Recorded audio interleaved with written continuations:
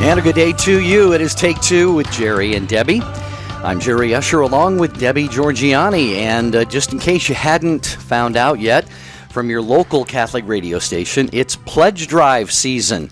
And so Debbie and I are actually at varying times going to be out on the road. I'm actually sitting in the studios of Lamb Catholic Radio in Sioux Falls, South Dakota, and helping them with what has gotten off to a great start to their pledge drive so far this morning. And Debbie, I know you join me in encouraging listeners when they hear their Catholic radio station say, hey, we need your help. Folks, they really do mean it because, Debbie, there's no other way that these stations stay on the air. We did yesterday, Jerry. We were praying for you that you would have safe travels to Sioux Falls. And when we had John Leonetti on, we all prayed. The Take Two family prayed for you, Jerry. And so, yes, we encourage all of the listeners of EWTN to support EWTN, to support your local Catholic radio stations. We have to keep Catholic radio going strong. And if I may, Jerry, since you shared about Lamb Radio, I just wanted to share, I was on the phone this morning with Deacon Mike Learned from, he's the president of Annunciation Radio in Toledo, Ohio. They have 5 stations in the surrounding area. And he shared with me, Deacon Mike shared with me that they are broadcasting Take Two live there. That's why we were getting calls last week from Toledo, Ohio. And I'm so excited because I'm going to be joining them for their fall share-a-thon beginning October 18th. So anybody in the Ohio area, if you're hearing Annunciation Radio, maybe you could drop by and say hi. It'll be kind of fun. We'll have a great time and raise money. And that would be just a great way to keep Catholic radio going strong. So I want to do a shout-out for Annunciation, Jerry. Yeah. Deacon Mike and everybody there.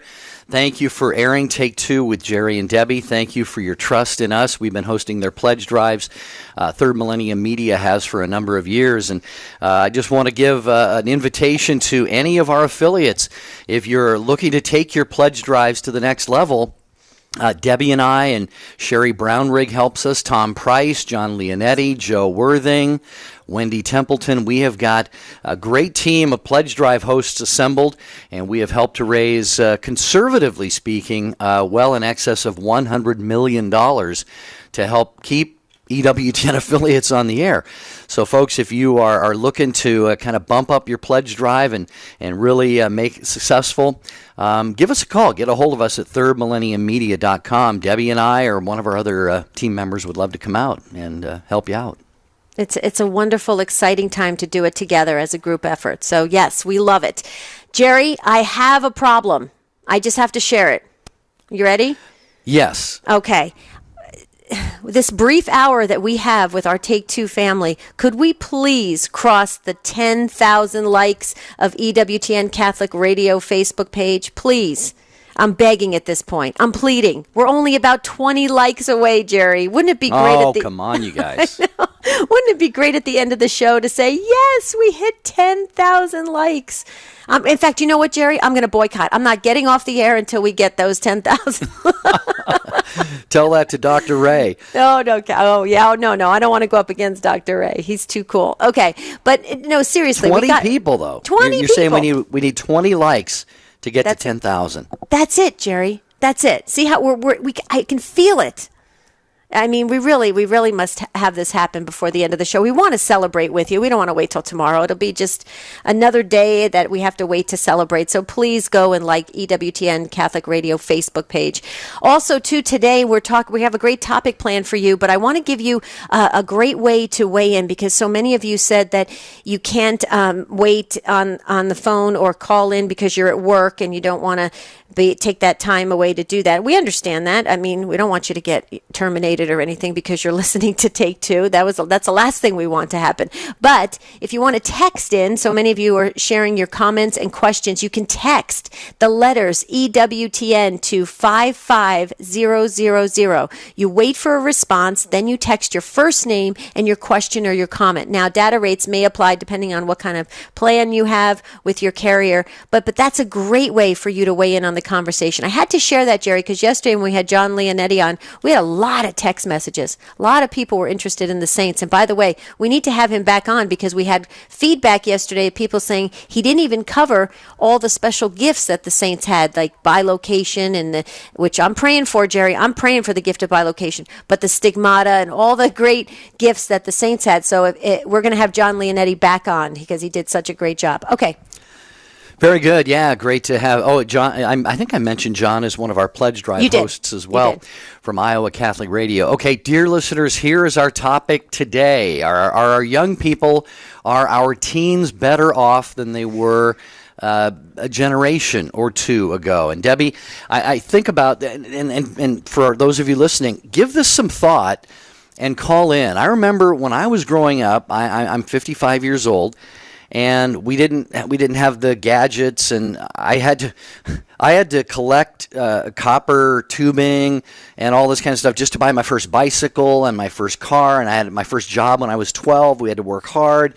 Not saying that young people today don't do that, Debbie, but they have? I think they have so much more. They have obviously every one of them has a gadget. And if you drive by a high school parking lot today, you see pretty nice cars. Sure. And so I'm just wondering, with the advances and the stuff that our young people have, are they better off? Are their lives enhanced?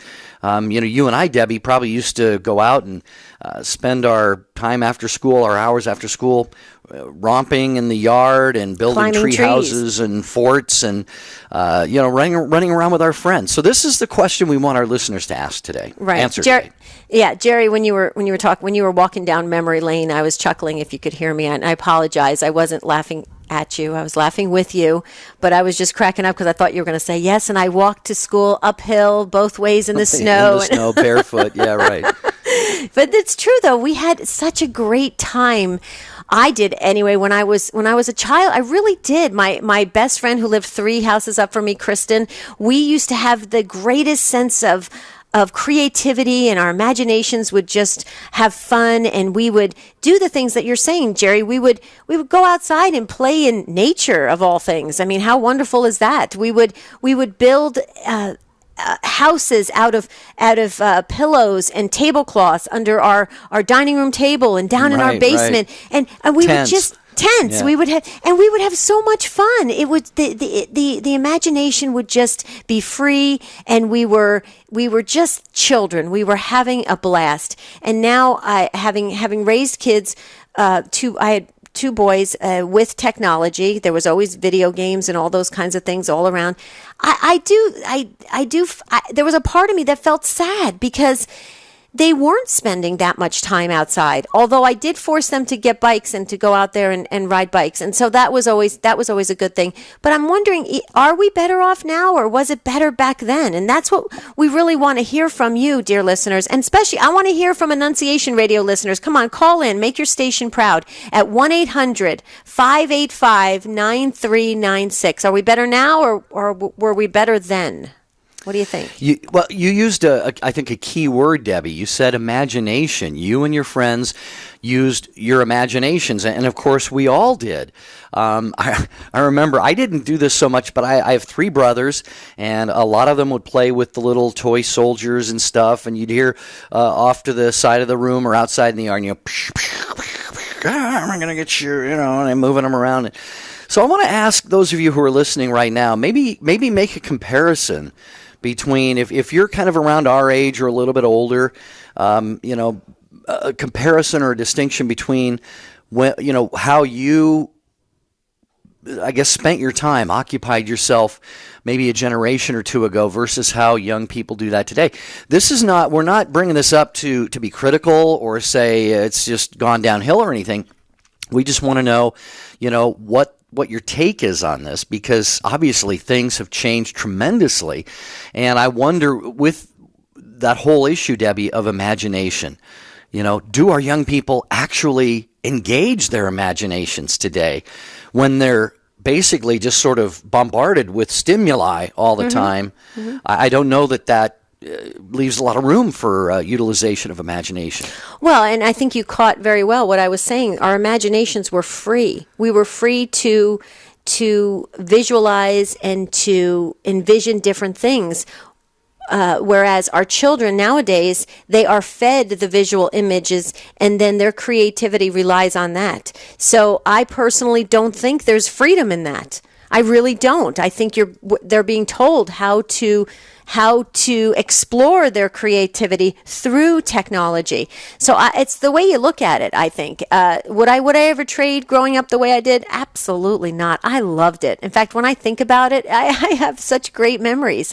So I personally think I had a great childhood. And no, we didn't have a lot of things, but we had fun, and I think that's important for children to have fun. There's another thing, too, Jerry, I want to say. I know we're getting ready to hit the pause button just for a second, but there's a big movement right now where elementary schools are trying to do away with homework.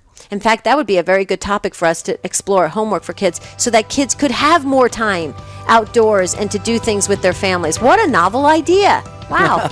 There you go. Well, we've got takes coming in. Are young people better off today, just overall, with materially, spiritually, socially? This is our conversation on Take Two with Jerry and Debbie. It goes nowhere without you. To get your DVD of the 2016 EWTN Family Celebration special tribute to the life and legacy of Mother Mary Angelica, including the addresses by Raymond Arroyo, Janet Vankovic, Father Wade Menezes, Jim and Joy Pinto, and the special family show, log on to our web store, EWTNRC.com, 24 hours a day, 7 days a week, and type in item HDA16 or call 1-800-854-6316. CNA is the only fast, reliable, and free Catholic news source that brings blogs, stories, opinions, and more to your fingertips. For the latest Catholic news, visit CatholicNewsAgency.com, an online service from EWTN News. What is the evidence for the existence of God? How can faith and science coexist? How can something come from nothing? Cosmic questions that still elude the mind of man. Philosopher and theologian Father Robert Spitzer ignites an infinite discourse, a transcendent Q&A of sound reason, credible science, and faithful theology. At the intersection of faith and reason, we invite you to explore Father Spitzer's universe. Sunday, noon Eastern on EWTN Radio. This is Father Joseph Mary. This is Dr. Ray Garendi, host of The Doctor Is In. Hello, this is Bishop Mike Siss from the Diocese of San Angelo, Texas. Thank you for listening to the EWTN Global Catholic Radio Network.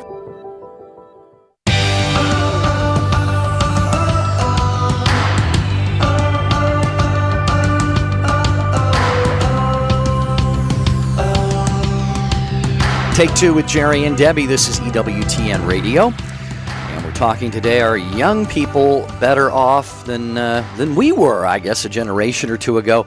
It'd be great to hear from maybe some teens today. If you have the opportunity to call in, feel free. It might be a good idea. If you're around home today, well, I guess you probably shouldn't be. You probably should be at school. So maybe we shouldn't hear from teens, Debbie, but I was going to. But again, we're talking about just socially, materially, the material things that young people have today or don't have. Spiritually speaking, we have so many spiritual opportunities with technology, but of course technology can guide young people away from the faith and spirituality as well. So anyway, Deb, we got some takes to get to. We do. Christina, you're listening to EWTN Radio in Indianapolis, Indiana, on Catholic Radio Indy. Okay, Christina, you're up. You're first up on Take Two. Hi, guys. How are you doing today? Doing well, Great, Christina. Thanks. Good. Hey, I was just going to say, I'm in the age group with you folks, and I remember us just having fun in the summer, us and the neighbors. We lived in a rural area, but we had neighbors close by. And us kids would all jump on our bikes in the morning. Our moms would pack us a sack lunch. We'd ride our bike about a mile down the road to the creek, and we would play all day and know to be home by supper time. Mm-hmm. And that was so much fun. And I think kids today, there's too much technology, and they don't understand, like Debbie was saying, how to be creative and think on their own of things to entertain them.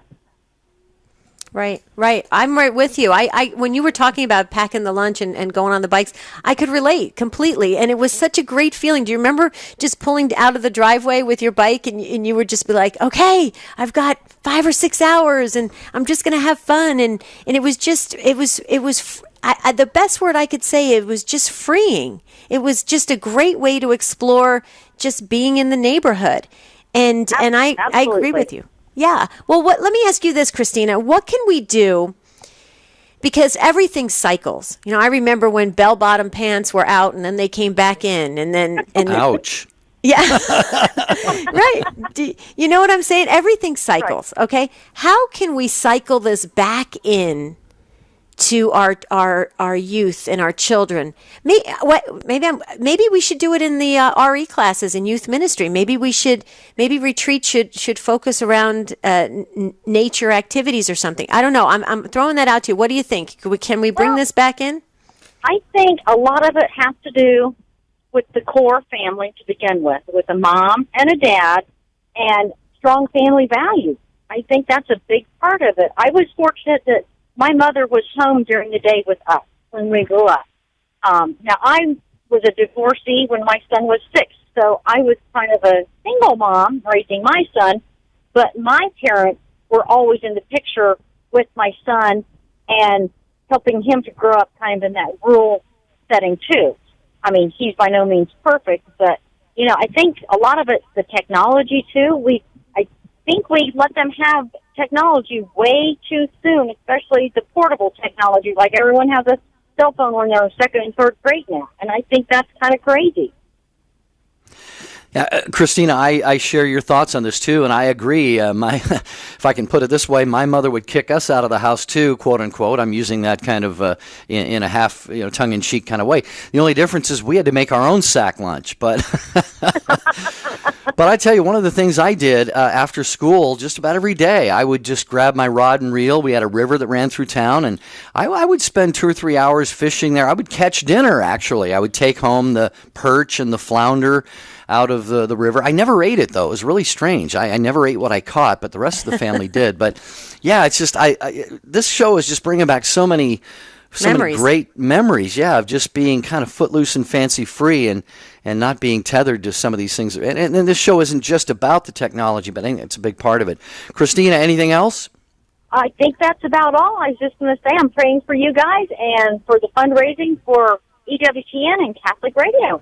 Thank you, Christina. Yeah, and I know Indy Catholic Radio does their pledge drive, so please, folks, support them. And any station where you hear, whether it's me or Debbie or any of our team or their local folks, really, it is so very, very vital that nowadays especially we keep Catholic Radio on the air. Okay, can I just share? Please, may I share? Did we get to 10,000, Debbie? Are you ready? We crossed over 10,000 likes on EWTN Catholic Radio Facebook. All right, you guys, 20,000. Here we come. Yeah, exactly. Yes. You guys actually blew right past it, though, which was great. It's like at 10,047. Isn't that awesome, Christina? See, you were on with us, and you got to share, and we got to celebrate together. I hit a milestone, and I have to tell you, remember I called last week about Cracker Barrel? I started the job, and I'm on my way there now. Oh, wonderful. Praise God. Way to go. Yeah. Oh, that's awesome. All right. I'll let you go because I know you have plenty more callers and plenty more takes. Have a great day. Thanks, Christina. God bless you. Thanks, Christina. Okay. The beautiful. I have to just share something. My shared about my best friend Kristen, who lives in North Carolina. She just texted me. She says, "I'm listening, and those houses we built were great. The great memories I have. See, we're all traveling down memory lane." And she went to the EWTN radio Facebook page, and she liked it. She goes, "I just want to let you know I put in my like for it." See, best friends stick around forever. She's more like a sister to me anyway, though. But isn't that cool? We did it, cool. Jerry. 10,000 likes. How exciting. Okay. Well, we want to keep going from there. That's right. We got to get to 20. You're right, Jerry. We got to get to 20,000 and 30,000. But it was nice to finish the summer off. We wanted to do that at least by the end of the summer, and we cut it close, but it's here. So. All right, take two with Jerry and Debbie. Is the younger generation better off than we were when we were younger, or a generation or two ago? 800-585-9396, or text the letters EWTN to 55000. Leave your name and your take there. Lori, thanks for holding there patiently in Pueblo, Colorado, listening to Denver Catholic Radio. Hi, Lori, welcome. Hi. My comment was about the technology today. I first wanted to say that the world is so different now that we can't raise our kids the way we were raised. I know I took my granddaughter to McDonald's, and I said, well, she's old enough. She's 12. Let her go in and get some coffee for me. I ordered it, and we were out in the car. I said, go in and get the coffee for me. And she went in there, and I'm watching her, of course, and some man approaches her and starts talking to her. And I'm like, oh, God, let me go and see what's going on. So I went and got her, and we got in the car, and I said, what did that man want? And she said, he wanted to know if I was by myself. And I said, oh, no, I'm going to hear from your mother now. She's always telling me don't let the kids anywhere. So, yeah, you can't let them go out and ride their bikes or go fishing by themselves or do anything that we used to do because the world's so different. Yeah. And I don't know if you... I agree. Yeah, that's a good point. That's a really good point because you're right. You said your granddaughter's 12. You would think at 12, okay, she's right, but she's getting approached by a stranger who's questioning her. I mean, that puts her on edge. That puts you on edge. Now her mom is going to be nervous to let. Yeah, you're right. It's a lose-lose all the way around. You're right. You're absolutely right. I mean, what do we do about that, Jerry? I mean, we have a world that is just topsy-turvy right now. Well, yeah, and this isn't unique to this young generation of young people. We would hear about these things when we were younger and their age and so forth too. Maybe not quite as frequently, but I'm reminded of what Dr. Ray says. I think at the end of every one of his shows, he says, what did he say? Hold your kids tight by the hand, or something like that. Walk with God and hold your kids tight by the hand. This, the thing is, we can't succumb to, I think, smothering our kids to the point where they don't feel that freedom to become who they are and who they're supposed to be and have their independence and be able to make decisions for themselves. My goodness, Lori, this is a perfect example of how, who knows what could have happened in that situation had you not been paying attention to that. I guess that's what I would say. Right. And I'll let you get on to your other calls. All right. Thanks, Lori. Thank you. Thank you, Lori, very much. Wow.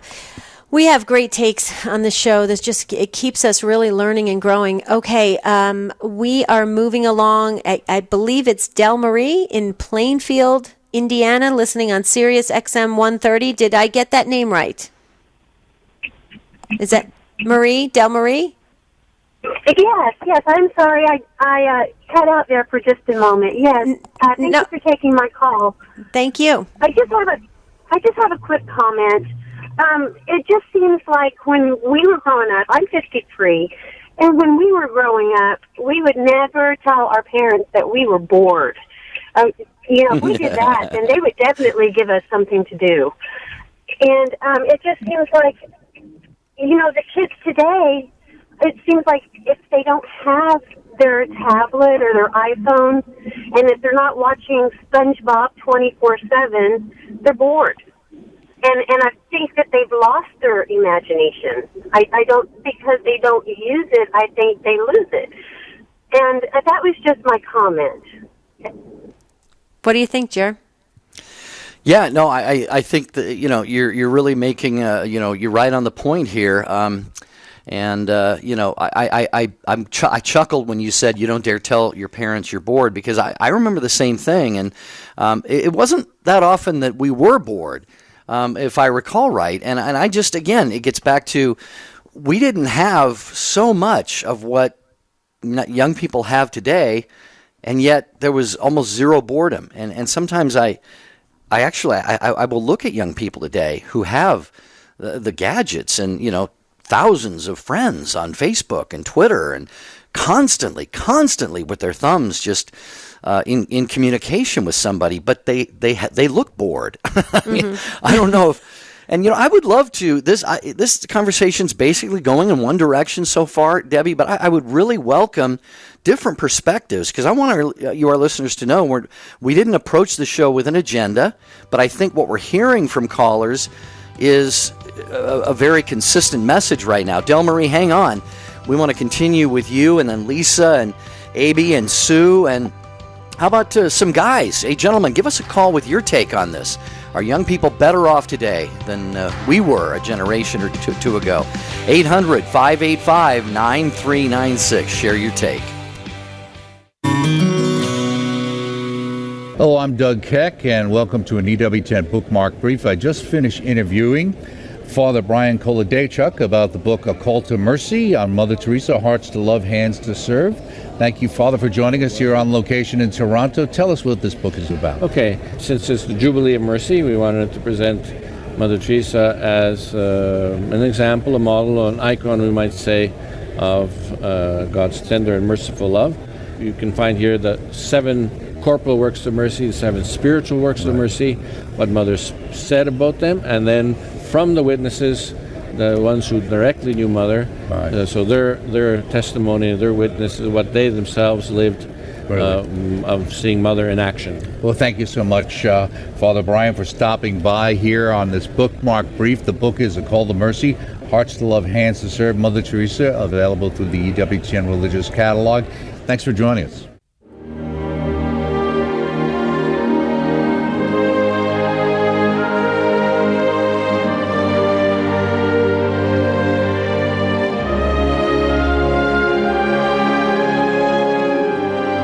I'm Raymond Arroyo with Mother Angelica, A Remarkable Life. Through the intercession of a woman named Rhoda Wise, Rita Rizzo, Mother Angelica, would be healed of a stomach malady. I'm in that woman's house now. This was Rhoda Wise's house. Mother Angelica actually inherited this house in 1995. Now, the year they first met, in 1943, Christ appeared to Rhoda Wise and asked her to build him a shrine. Though those plans fell by the wayside and never materialized, 60 years later, Mother Angelica would fulfill that promise when she built a grotto right here in 2003. Stay with EWTN as we celebrate the life and legacy of Mother Angelica. EWTN. Live truth. Live Catholic.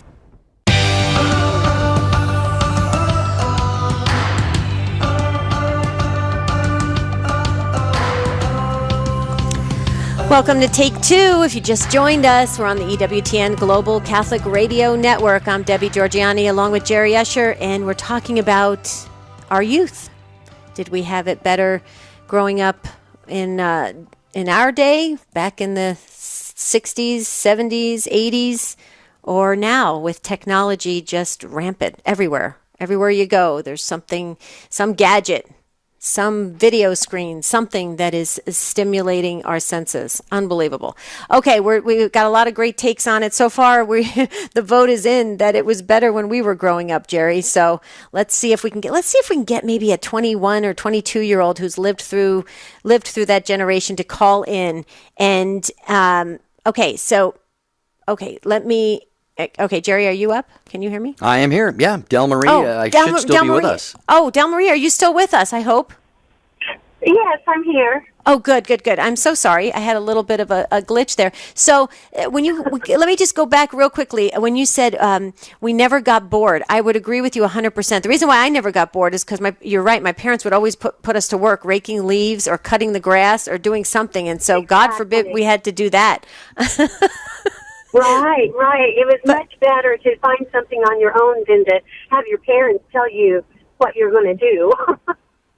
Right. But yeah, I'm raising my grandkids, and they're 12 and 13, and it is so hard for me because when I was raising my own children, I didn't have a problem. I'd say, come on, let's go ride your bicycles, or let's do this, or let's do that. And now that I'm older and I've kind of lost that, it's really hard for me to tell them, okay, well, you know what, if I was younger, I'd go make me a game out of sticks if I had to, chopsticks or whatever. I would do something as opposed to just sitting on the couch and being bored. Yeah. Wow. I know. Yeah, I can tell by your face, Jerry. Jerry and I are sitting here just walking down in our heads memory lane. We might as well just stop the show now and just go outside and climb a tree or something. Seriously, That's exactly right. It's true. I miss those days. Yeah, it's, you know what would be, I got it. It just came to me. See how it just comes to me. Delmarie, here's a good thing. Maybe we should ask our kids to write down what they remember about growing up.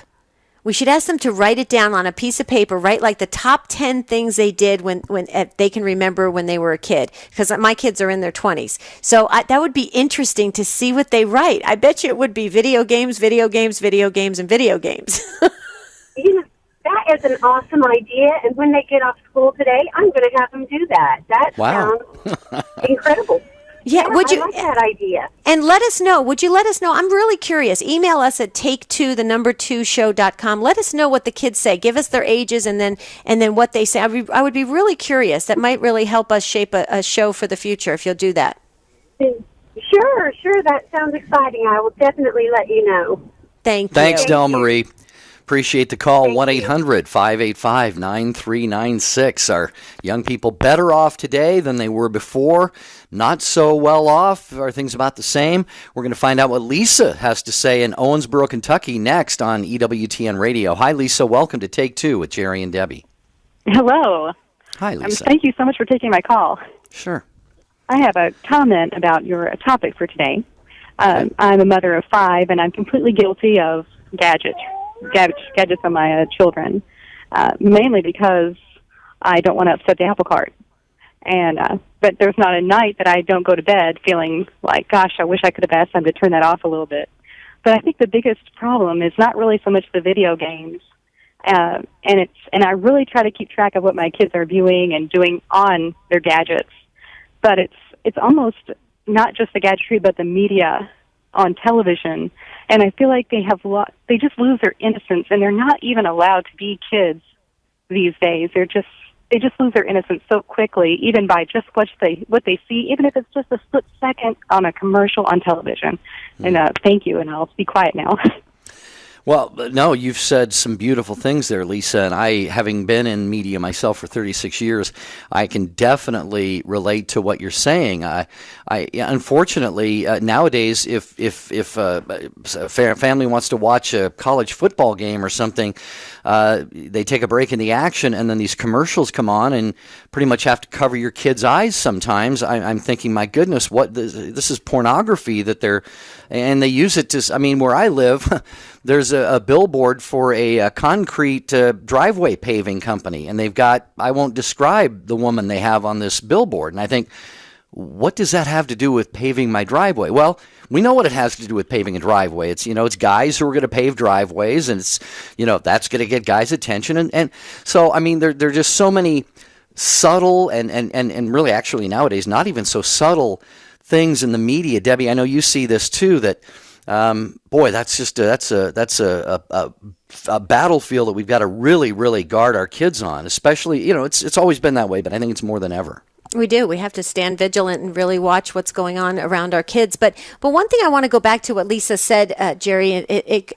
Lisa, I don't think you should be so hard on yourself, because we, as parents, we want our children to have what the other kids have and what the other kids are doing. We don't want our kids to be behind or left behind or anything like that. We want our kids to keep up with other kids. That's just a natural thing as parents we want for our kids. So I don't think you should be so hard on yourself that technology was part of your children's growing up. But the one thing that I will just say real quickly is that we as parents, I think, need to come up with creative ways to present options for our children. And what I mean by that is, the other month, a couple months ago, I was shocked. I got a knock on the door, and there was 2 little kids at the door, and I thought they were selling me something, and they weren't. They were on a scavenger hunt. It was during the summer, and the parents down the street created this scavenger hunt for the kids to go door to door. And now they were watching from the street, so they were very much watching to make sure their children were safe and everything, and they were keeping eye, and they were standing guard, making sure their kids were okay. But they were on a scavenger hunt, and I thought, how creative. The parents were getting creative to allow the kids to explore and they kind of set the stage for these children.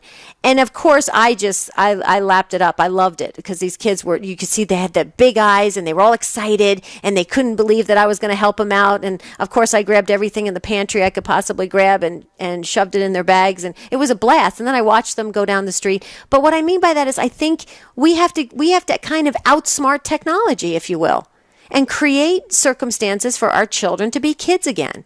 You know, the worst thing that could happen is, and this could be true someday, if one of our children, our grandchild, goes out into the street one day and looks at a beautiful tree and looks up at their grandparent and says, "What's that? What am I supposed to do at a tree?" I mean, really, think about it. That could happen someday because nobody knows what to do in nature anymore. Nobody knows how to just relax and enjoy the surroundings. So I know I'm going on and on about this, but I think we do have a way we can put it into perspective and put it into balance. I don't know if you agree with me on that, Jerry, but I wanted Lisa to feel comforted. Well, yeah, Lisa, your thoughts? I think you're right, and I really feel like I probably lack on creativity, and I wish I was a little bit more creative with them. But well, Lisa, I just keep praying for them, and I think, I feel like I could be a St. Monica for my kids and for all the kids, and I just think, I'm not really sure. I just don't. I'm not a very creative person, but I love those ideas.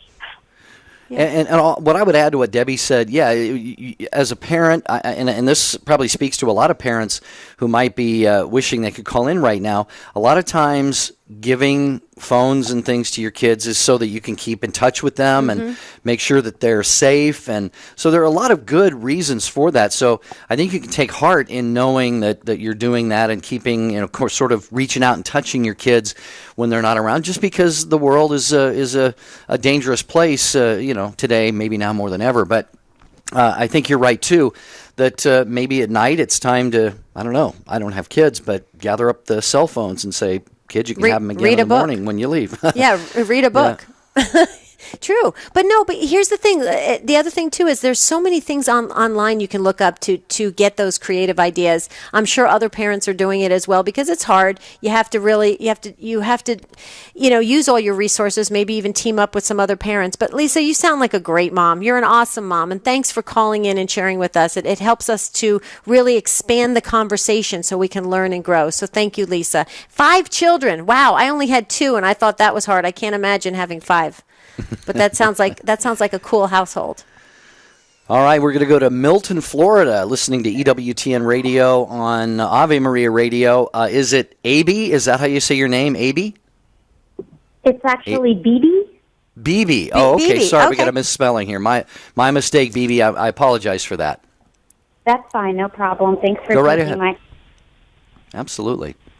I'm calling just, I guess, to give a comment and say that I have 6 kids. Wow. And this has been a topic in our home all week because my 2 youngest are 8 and 5, and they keep asking me repeatedly, how come our brothers, our older siblings, were allowed to play outside in the neighborhood alone, and we're not? And so at first I just said, well, because I said so. Because I said so, it's not safe, and I want my eyes on you at all times. And then they just wouldn't stop asking, and so I finally started saying to them, things are different now. Your brothers were, together. They were the same age or, close in age. They were with their friends. They were playing a kickball game, or they were somewhere in the neighborhood where I could just walk out and see them. But you two won't have the same safety, you guys will not be as safe as they were. And so for the whole week I've been thinking about this, and I'm like, are they right? Am I raising them differently just because they're girls versus the boys? Did I not care as much? But I think that the world today has changed. It is a different world, and everything you see on the news, technology. I'm too afraid my daughters will go into someone's house, maybe see something they can't see. A friend will have an iPad. There's so many things that happen today that I feel weren't around even 8 years ago, 6 years ago. But then I also thought to myself, kids today may be better off in the sense that parents spend more time with them. I feel like with my sons, they did have that freedom to be outside playing, but I didn't spend the quality time with them that I spend with the girls. I feel that I have to be more creative and entertain them more just because I don't want them playing unsupervised. And so I come up with different games for them, different activities. Mm-hmm. I spend more quality time with those girls than I ever did with my older boys, right? Because I have to entertain the girls, and I don't feel safe with a 5-year-old and an 8-year-old playing outside alone anymore, right? Because of the world we live in today. So I think that... yeah. But you're addressing it proactively and positively. Exactly. Baby, you answered your own question. I think you're doing it perfectly. You're spending more time with the girls than you did with the boys, so that should make the girls feel special and different and privileged as opposed to the boys. And it is a different time. As quickly as 3, 5, 6 years, the world can change. I think you're doing the right thing. See, the problem is you called into the wrong parent, because I'm a completely overprotective parent, especially with girls. I just am. In this day and age, I think you're doing the right thing, and you're spending quality time with your daughters. That is awesome. They have you as their role model. It's the bond between you and your girls are just going to get closer and closer. And as you get older, you're going to have them there as when they become adults. And I think it's beautiful. And it's probably a little harder on you because, like you said, you have to come up with creative ideas. You have to put in that extra time, if you will. Whereas the boys, you could have just maybe sent them off on their bicycles like I did and let them ride up and down the street. But with the girls, you do have to spend the time. But I think it's going to pay off in the long run. I see it as a win-win for the whole family. I don't know. How do you see it, Jerry? Absolutely. I think you're right. BB pretty much answered your own question. And you're doing something. You see that there is a need to react or respond to circumstances, changing circumstances. And I think you've done that, BB. I don't know. What do you think that maybe you've seen your own situation in a different light now for having called in? Oh, absolutely. Because when I first started listening to the show, my answer was, oh, of course. We had it better. I used to do nature walks in my backyard, and I would go to the library, and I had activities, and of course we had it better when we were younger. But then, as I listened and thought to what was going on in my home now, I'm like, you know what? No, maybe there is another side to this, and that side is I didn't really spend that much time with the boys. They entertained themselves. They played outside with their friends. They played with their video games or their action figures, but it wasn't me spending that quality time with them. I mean, I did spend hours at the football field or, at baseball practice. I did spend that time with them, but it's not the same as it is with the girls. And that's when I realized after calling in, I said, wait a minute, there is a positive side to this, and kids today may have it better. Yeah, your girls are blessed. Tell them they're blessed. Tell them from Take Two with Jerry and Debbie that they're blessed. There you go. Thank you. Well, as a boy, I don't feel very good about that, BB. Sorry, Jerry. All right, God bless you. Thank you. I had one sister and 3 brothers. I still joke with my sister. When after dinner, after meals, the boys, there were 2 teams of 2, and we would rotate every other night and do the dishes. And I always told my sister, I said, you were so spoiled. You never had to do dishes. But anyway, Mary's she did a lot sweetheart. Mary's I love her. great sister. I love her. Mm-hmm. Hey, I want to let you know, folks, about 2 things. First of all, something that is coming up tonight, and that is, where did I put that? It's EWTN Live with Father Mitch Pacwa. Pay attention to this, because tomorrow on Take Two with Jerry and Debbie, we're going to talk about the long reach of Saul Alinsky. And EWTN, starting tonight, I'll give you the times here in a minute, is going to air a docudrama series produced by Richard and Stephen Payne and Deacon Cody Miller. And it's called Saul Alinsky, A Wolf in Sheep's Clothing. And this is about, the subtitle, by the way, is The Disguised Socialism of Saul Alinsky. He was what is called a, quote, community organizer, I think, in Chicago. And one of his pupils was Barack Obama, and Hillary Clinton has been influenced by him, and many others. There's actually been influence of Saul Alinsky even in the church. So I encourage you folks tonight to watch starting this. It's going to air several times actually on EWTN, and you can go to EWTN.com, but it's tonight, 10 p.m. Eastern Time, and then a few other times. So log on. It's A Wolf in Sheep's Clothing, and Debbie and I will have one of the producers on our show tomorrow to talk about that, because I think this is a very important topic that we need to know more about. Oh, absolutely, and very timely as well. We've got text messages coming in. Carla just said, parents, quote, parents have dropped authority. That's what she's saying on this topic. Parents have dropped authority. And Ron weighed in and said, I agree that we are not better off with today's technology, but our challenge is to find a way to help kids adapt to today, because the old times aren't coming back. Wait a minute. Bring those old times back.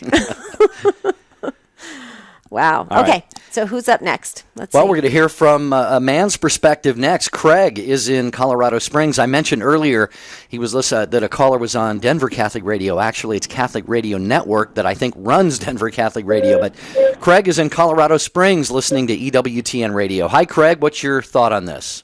How are you? Thank you for taking my call. Sure. So I'm 34, married, 2 kids, and my wife and I, we have probably a daily conversation as to technology and what to do and what not to do. The two of us have kind of made the decision to we don't do any social media, we don't do Facebook, we don't do anything like that. We don't have cable, and we've kind of made the decision to force ourselves out of kind of that aspect of things, just because we don't want to raise our kids around it. We don't allow our kids' pictures to be put up on other people's Facebook, and it has caused some heartache through the family. But we've kind of both just made the decision that, we want our kids to be raised outside the way that we both were, and we do have to kind of shut things down until our kids go outside, and I'll tell you when to come in again. And they run outside, and, they come up with things. They climb trees, and they've run around with the dog and play whatever games in the yard. I mean, we are kind of blessed that we do live on just under 3 acres. So they do have plenty of kind of area to run around, but, it's difficult. It really is.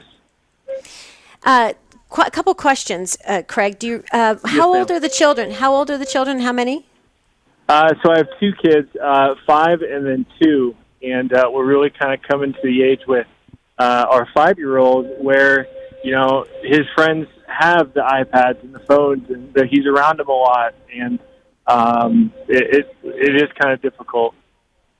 Right. Well, your age bracket is kind of interesting because you said you're 34 and you and your wife have made this kind of an extreme decision to go the other way, to swing that pendulum back to the other side.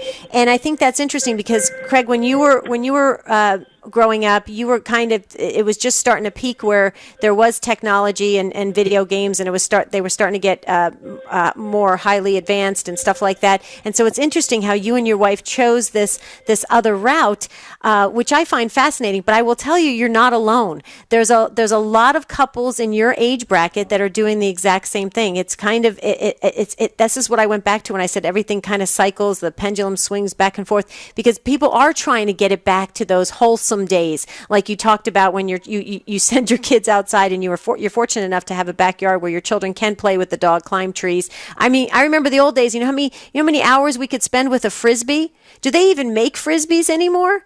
I mean, really, when you think about it, it's kind of silly how the simplest things that or hula hoops. I still have a hula hoop, actually, but yeah, we'll talk about that later. I love hula hoops. But anyway, but Craig, I admire you and your wife for doing this. And yes, your son is 5, and so now he's going to see other children who have all these gadgets. Is there a way you're going to introduce some sort of balance? Or are you going to try to see how long you can ride this out without it creating too many waves in the family? So I mean, we do talk to talk to our son, and I definitely can't say that the temptation where we're somewhere and the kids are kind of starting to melt down. It's like, well, here, play a game, or here, watch a show on the phone. That technology exists today. But my wife and I have a conversation like, are we ruining our kids? Should we not be allowing them to do this? And the first thought that comes to mind is, if my parents had the same thing, would they resist, or would they give me the phone also? So I don't think it's as much as technology is ruining. It's just, it's just a little bit more of resisting and just kind of saying, no, we're going to let you melt down today and be a little embarrassed at dinner. But this is the best thing for you. Or just to be bored, because we found that a lot of times he's like, I'm bored. I need something to do. And sometimes we're just, no, it's time to be bored, to learn to just deal with yourself and your thoughts and just to kind of shut down and relax a little bit. Very good, Craig. Thank you so much for the thoughts and the take on this topic today. We appreciate that very much. Take two with Jerry and Debbie. I actually know someone, he and his wife have, I think, 8 kids, and they actually have a designated quiet time every afternoon. Wow. And I think it's 1 hour. They tell the kids, you can do anything you want as long as you're quiet. You can go read, you can go build take a nap. Legos, take a nap, but there is an hour every day of just quiet time. And Debbie, I think it's a great idea, because I think the most important thing for all of us, regardless of age, is to be able to be still and know that God is God. Yeah, and I agree. we just get so agitated by so many things. I want to get to, real quickly, Amy in Baltimore, listening to EWTN Radio on Guadalupe Radio. Amy, got about 60 seconds here, but we wanted to get your take in on this topic. Do we have Amy with us? Maybe we don't. No, Amy? Oh, maybe she thought it was the end of the show. Can I just go back to Craig? I think Craig and his wife, they sound like great parents. They really do. They sound like very, I love how they've made an effort together to decide how to raise their children. I think that's beautiful. I think it's absolutely beautiful. And you know what, Jerry? I want to join that household that has those 8 kids with the hour quiet time. I need that. I know. It's fantastic, though. Unfortunately, we are just Sherry and Mike and Sue. We are just, Sue. I think we're up against the clock here. And boy, I always wish we had more time. These takes are just fantastic. There you hear the music, folks. That is the end of this episode of Take Two with Jerry and Debbie. But again, tomorrow, be with us. We're going to talk about the long reach of Saul Alinsky and his disguised socialism, how it permeates so much of our politics and our culture, moral relativism, and so many public figures, and even it's had some influence even in the Catholic Church. We're going to talk with one of the producers of the EWTN special tomorrow. Thanks for crossing over 10,000 likes, you guys. We're going to post a short take on EWTN Radio Facebook page, so check back this afternoon. Until then, Jerry and I want to wish you a beautiful and blessed day. See you real soon.